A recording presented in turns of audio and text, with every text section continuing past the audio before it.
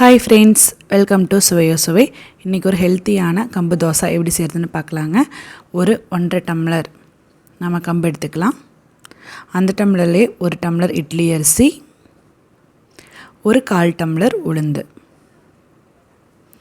இந்த கன்சிஸ்டன்சி நீங்க சேர்த்திட்டீங்கன்னா அருமையா இருக்கும் தோசை, கிறிஸ்பியாவும் வரும். அதே சமயத்துல சாஃப்ட்டாவும் இருக்கும்.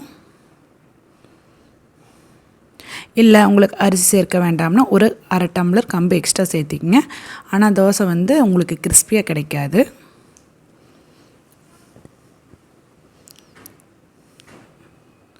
இதை என்னெல்லாம் கழிஞ்சிட்டுங்க ஒரு 8 மணி நேரம் நல்லா ஊற வச்சிடலாம்.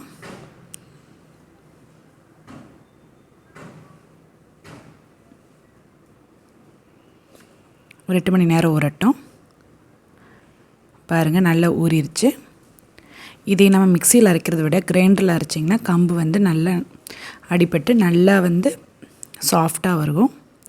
நீங்கள் மிக்சியில் அரைச்சிங்கன்னா கொரகொரப்பாக இருக்கும். உங்களுக்கு நல்லா நைஸாக ஆட்டி எடுத்துக்கங்க. அதேமாதிரி சீக்கிரம் ஆட்டிடலாம். நான் இந்த தோசாவோட குவான்டிட்டி ஒரு ரெண்டு நேரத்துக்கு 3 நேரத்துக்கும் ஒரு நேரத்துக்கு 3 பேர் சாப்பிட்ற மாதிரி ஒரு 2 நேரம் வரும், இல்லைன்னா 3 நேரம் வரும். ஒரு 1.5 ஸ்பூன் உப்பு போட்டு 8 மணி நேரம் நம்ம புளிக்க வச்சு எடுத்துடலாம்.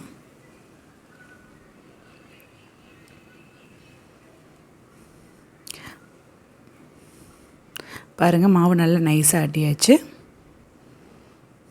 இப்போ 8 மணி நேரம் புளிக்கட்டும்.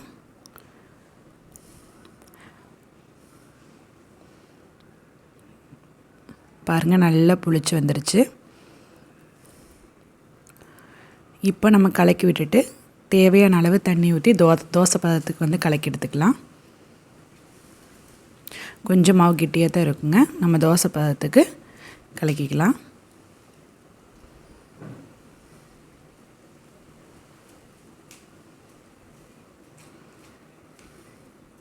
பாருங்கள் இந்த கன்சிஸ்டன்சி இருக்கணும்.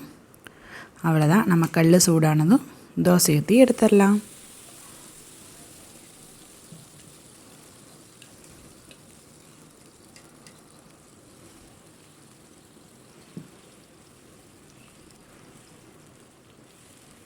நீங்கள் இந்த தோசை லேசாக ஊற்றுனா நல்லா முறுமுறுன்னு இருக்கிற மாதிரி இருக்குங்க. நீங்கள் கொஞ்சம் மந்தமாக ஊற்றுனீங்கன்னா தோசை நல்லா சாஃப்டாக இருக்கும். உங்களுக்கு இல்லை எனக்கு அரிசியோட குவான்டிட்டி கம்மியாக வேணும், கம்பு குவான்டிட்டி அதிகமாக வேணும்னா ஒரு 1/2 டம்ளர் கம்பு அதிகமாக போட்டு அரிசி கொஞ்சம் கம்மி பண்ணிக்கோங்க.